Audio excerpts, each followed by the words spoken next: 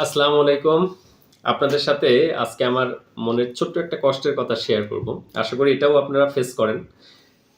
আমরা যারা মানে হাঁটাচলা করি, হেঁটে যাতায়াত করি, কোথাও যাই বা হাঁটতে যাই বা বিকাল সাইডে আমরা ফুটপাত দিয়ে হাঁটি। আমাদের সামনে অনেকে সিগারেট খাইতে, খাইতে যায়।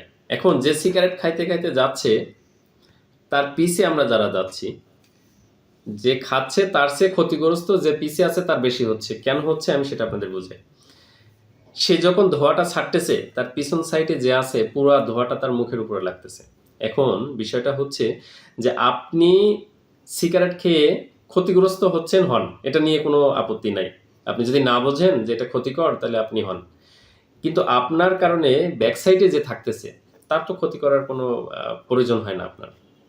আপনার যদি সিগারেট খাইতে মন চায় ২ টা, ৪ টা, ৫ টা, ১০ টা, ২০ টা এক বক্স এক জায়গায় দাঁড়ায় খান। কোনো দুঃখ নাই। আপনি একটু একটা সাইডে দাঁড়ায় আপনি সিগারেটগুলা খেয়ে নেন, শেষ করে নেন। তারপরে আপনি হাঁটেন।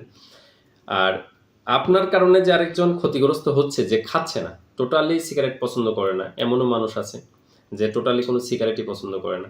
এখন আপনার কারণে তো সে ক্ষতিগ্রস্ত হচ্ছে। আশা করি এই দিকটা আসলে সবাই একটু খেয়াল রাখবেন, যারা সিগারেট বিশেষ করে ধূমপান করেন।